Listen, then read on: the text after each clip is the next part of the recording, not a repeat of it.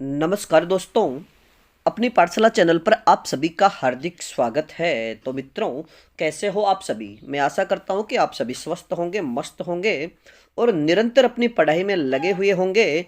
तो मित्रों, मैं फिर से हाजिर हूँ एक नए टॉपिक के साथ और आज का अपना टॉपिक होगा काव्य शास्त्र। और काव्य शास्त्र में हम पढ़ेंगे आज काव्य हेतु या कारण, यानी काव्य हेतु की कक्षा में मित्रों याद रखिएगा कि स्कूल व्याख्याता भर्ती में जो स्नातकोत्तरीय जो पाठ्यक्रम है उसमें काव्य हेतु दिए गए हैं, काव्य लक्षण है, काव्य हेतु है और काव्य गुण जो भी है। तो आज की कक्षा में हम केवल काव्य हेतुओं के विषय में चर्चा करने वाले हैं। तो मित्रों, शुरू करें आज की क्लास। और आज की क्लास का ये पहला प्रश्न, काव्य की उत्पत्ति का कारण क्या कहलाता है? काव्य की उत्पत्ति का कारण क्या कहलाता है? तो इसका सही उत्तर होगा काव्य हेतु। अगला प्रश्न,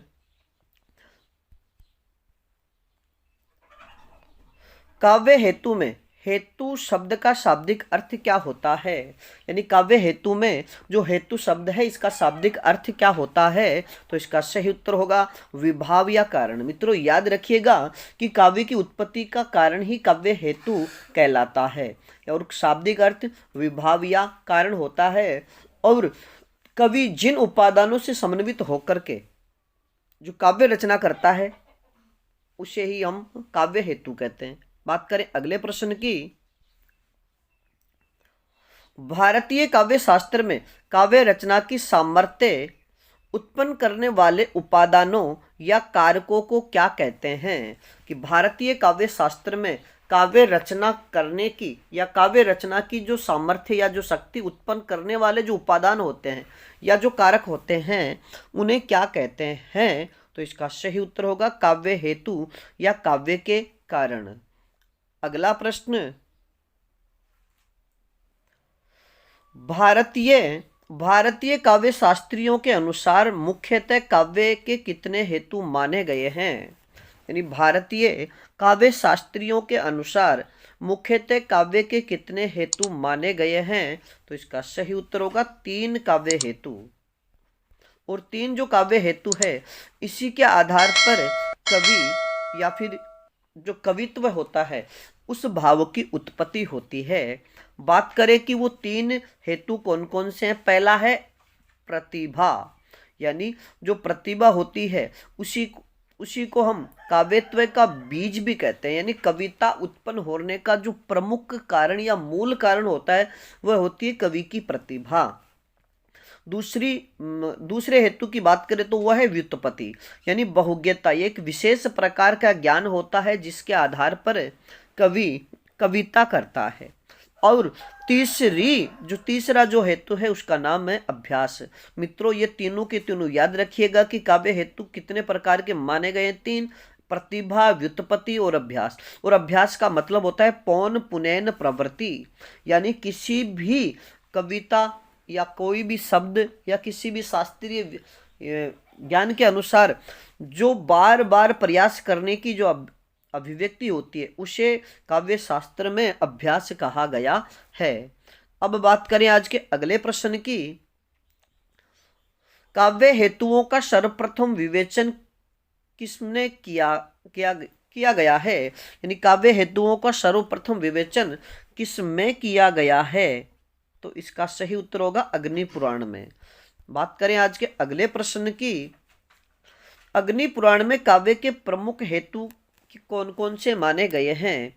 अग्नि पुराण में काव्य के प्रमुख हेतु कौन कौन से माने गए हैं? तो इसका सही उत्तर होगा प्रतिभा, वेद ज्ञान और लोक व्यवहार। बात करें आज के अगले प्रश्न की, आचार्य भामह ने काव्य का प्रमुख हेतु किसे माना है? आचार्य भामह ने काव्य का प्रमुख हेतु किसे माना है? तो इसका सही उत्तर होगा प्रतिभा को। और मित्रों, यानी आचार्य भामह के अनुसार जो प्रतिभा है या फिर उनके मतानुसार प्रतिभा के अतिरिक्त शब्द शास्त्र व पद पदार्थ ज्ञान अन्य कवियों की जो रचनाओं का अनवरत अध्ययन की काव्य रचना के लिए आवश्यक हुआ करता है, इसलिए उनके अनुसार जो प्रतिभा है वह काव्य का मुख्य हेतु है और उसकी उत्पत्ति, व्युत्पत्ति और अभ्यास को तो एक आवश्यक कारण बताया गया है। बात करें आज के अगले प्रश्न की। आचार्य दंडी ने काव्य के 3 हेतु कौन कौन से माने हैं? यानी आचार्य दंडी ने काव्य के 3 हेतु कौन कौन से माने हैं? तो इसका सही उत्तर होगा प्रतिभा, व्युत्पत्ति, और व्युत्पत्ति को मित्रों शास्त्र ज्ञान भी कहा जाता है, और तीसरी है अभ्यास। तो आपसे पहला प्रश्न तो यह बनेगा कि आचार्य दंडी ने काव्य के कितने हेतु माने? 3 हेतु। कौन कौन से हैं? प्रतिभा, व्युत्पत्ति, और व्युत्पत्ति नहीं दिया हुआ होगा तो वहां पर शास्त्र ज्ञान दिया हुआ होगा। तीसरी है अभ्यास है। अगला प्रश्न, आचार्य वामन ने काव्य को या काव्य के हेतुओं को क्या नाम दिया है? आचार्य वामन ने काव्य के हेतुओं को क्या नाम दिया है? तो इसका सही उत्तर होगा काव्यांग। मित्रों, आचार्य वामन ने काव्य के हेतुओं को काव्यांग कह करके पुकारा है। अब बात करें आज के अगले प्रश्न की।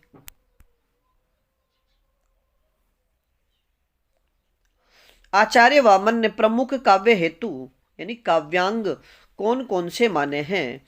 आचार्य वामन ने प्रमुख काव्य हेतु कौन कौन से या काव्यांग कौन कौन से माने हैं? तो इसका सही उत्तर होगा लोक, विद्या और प्रकीर्ण। यानी उन्होंने भी काव्य के 3 हेतु माने हैं, जिसमें एक तो लोक, एक विद्या और एक प्रकीर्ण माना है। अब मित्रों, लोक, आचार्य वामन के अनुसार लोक क्या है? यानी लोक के अंतर्गत व्यवहार जगत की सभी प्रकार की परिस्थितियां आ जाती है। यानी आचार्य वामन के अनुसार लोक के अंतर्गत व्यवहार जगत की सभी प्रकार की जो परिस्थितियां हैं वह आ जाती है। विद्या के विषय में हम चर्चा करें तो विद्या के विषय में उन्होंने कहा है कि विद्या के अंतर्गत शब्द, शास्त्र, स्मृतियां, कोश, कला, काम शास्त्र आदि अनेक प्रकार के शास्त्र आ जाते हैं। और प्रकीर्ण के विषय में हम चर्चा करें या आचार्य वामन ने प्रकीर्ण के विषय में क्या कहा है? तो प्रकीर्ण के अंतर्गत इन्होंने 6 तत्व स्वीकार किए हैं। पहला लक्ष्य, दूसरा अभियोग, तीसरा वृद्ध सेवा, चौथा अवक्षण, पांचवा बीज प्रतिभा और छठवा अवधान। तो आप ये भी याद रखिएगा कि आचार्य वामन ने प्रकीर्ण के अंतर्गत कितने तत्व स्वीकार किए हैं? तो 6 तत्व। बात करें अब अगले प्रश्न की। आचार्य रुद्रट ने काव्य हेतु कौन कौन से माने हैं? आचार्य रुद्रट ने काव्य हेतु कौन कौन से माने हैं? तो इसका सही उत्तर होगा शक्ति, और शक्ति को प्रतिभा भी कहा जाता है। दूसरा है व्युत्पत्ति, तीसरा है अभ्यास। यानी आचार्य रुद्रट ने भी काव्य के 3 हेतु स्वीकार किए हैं, शक्ति, व्युत्पत्ति और अभ्यास। और मित्रों, शक्ति को ही प्रतिभा कहा जाता है। बात करें अगले प्रश्न की। आचार्य रुद्रट ने प्रतिभा या शक्ति के कितने भेद स्वीकार किए हैं? आचार्य रुद्रट ने प्रतिभा या शक्ति के कितने भेद स्वीकार किए हैं? तो इसका सही उत्तर होगा 2 भेद, एक तो सहजा और दूसरी उत्पाद्या। मित्रों, आचार्य रुद्रट ने 3 काव्य हेतु माने, एक तो प्रतिभा, एक व्युत्पत्ति और अभ्यास। लेकिन उन्होंने प्रतिभा या जो शक्ति है इसके भी 2 भेद, यानी इसके भी 2 भेद माने हैं, एक तो सहजा और एक उत्पाद्या। बात करें आज के अगले प्रश्न की। आचार्य आनंद वर्धन ने काव्य हेतु कितने माने हैं? आचार्य आनंद वर्धन ने काव्य हेतु कितने माने हैं? तो इसका सही उत्तर होगा 2 काव्य हेतु, एक प्रतिभा, दूसरा व्युत्पत्ति। इन्होंने अभ्यास को काव्य हेतु स्वीकार नहीं किया है। अब बात करें आज के अगले प्रश्न की।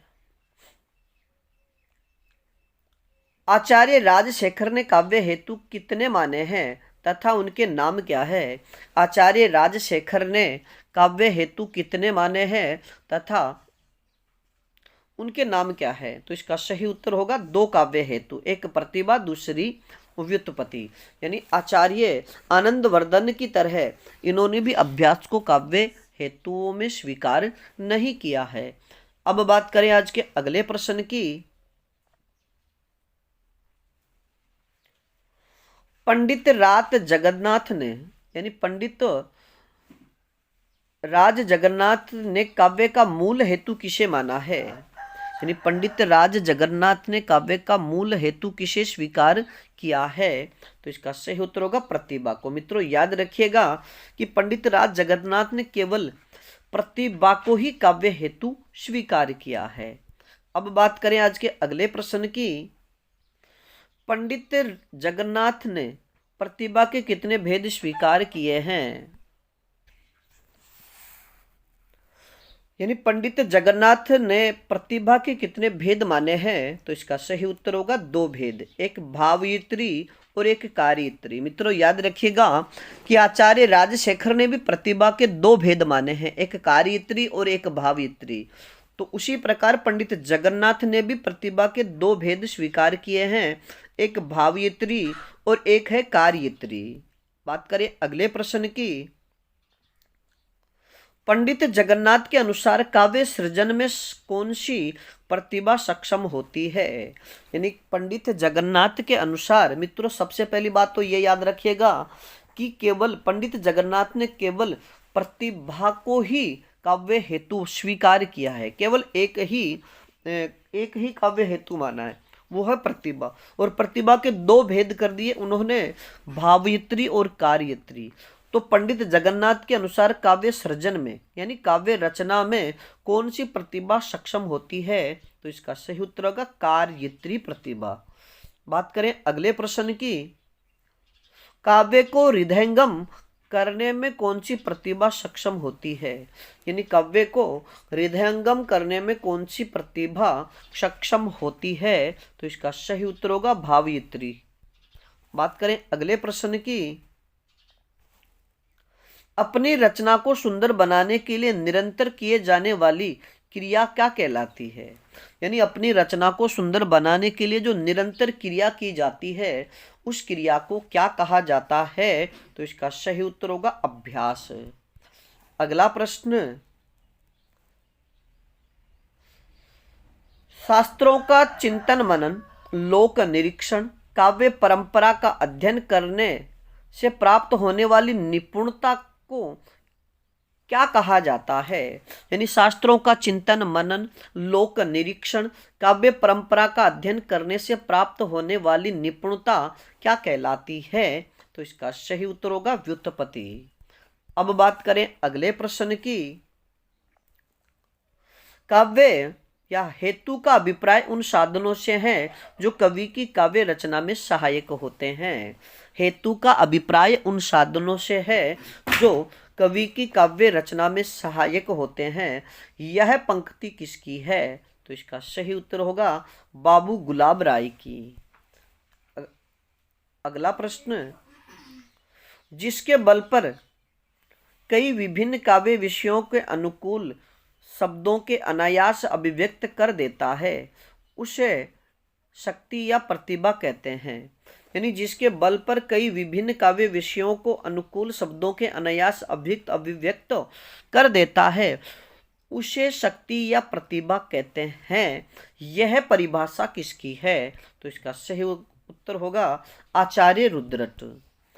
अब बात करें अगले प्रश्न की। पूर्व जन्म तथा इस जन्म के संस्कारों से प्रौढ़ को प्राप्त विशिष्ट कवित्व शक्ति को प्रतिभा कहलाती है। यानी पूर्व जन्म तथा इस जन्म के संस्कारों से प्रौढ़ को प्राप्त विशिष्ट जो कवित्व शक्ति है उसी को प्रतिभा कहते हैं या वह प्रतिभा कहलाती है। यह पंक्ति किसकी है? तो इसका सही उत्तर होगा आचार्य कुंतक की। बात करें अगले प्रश्न की।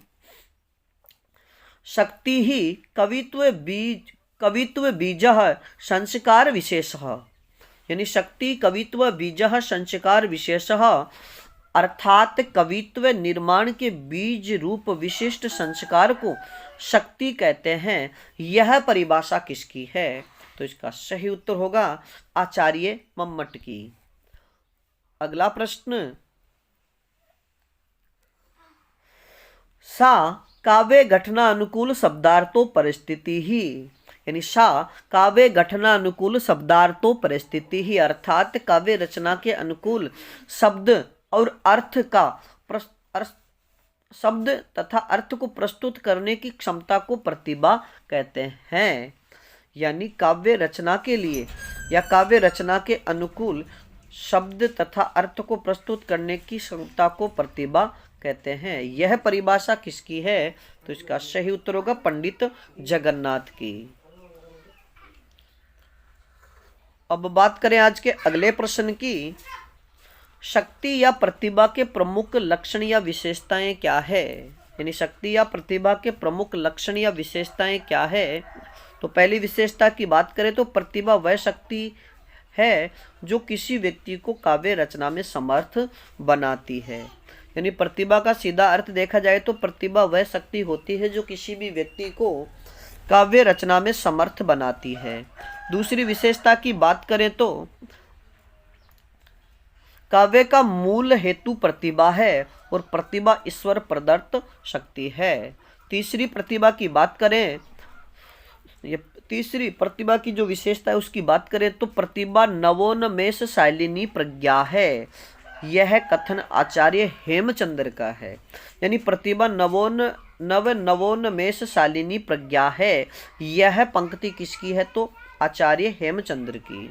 और मित्रों, अब हम चर्चा करें प्रतिभा की अगली विशेषता, कवि अपूर्व शब्दों, अपूर्व भावों, अलंकारों, उक्ति वैचित्र्य आदि का विधान प्रतिभा के बल पर करता है। ये रही प्रतिभा की प्रमुख विशेषताएं। अब बात करें आज के अगले प्रश्न की, व्यक्ति को उचित अनुचित का ज्ञान होना ही क्या कहलाती है? व्यक्ति को उचित अनुचित का ज्ञान होना ही क्या कहलाती है? तो इसका सही उत्तर होगा व्युत्पत्ति। और मित्रों, व्युत्पत्ति एक विशेष प्रकार का ज्ञान होता है जिससे व्यक्ति उचित और अनुचित यानी सही और गलत का जो ज्ञान समझ पाता है उसी को हम व्युत्पत्ति कहते हैं। बात करें आज के अगले प्रश्न की, और इस कक्षा का ये अंतिम प्रश्न, अभ्यास को काव्य का प्रमुख हेतु किस आचार्य ने माना है?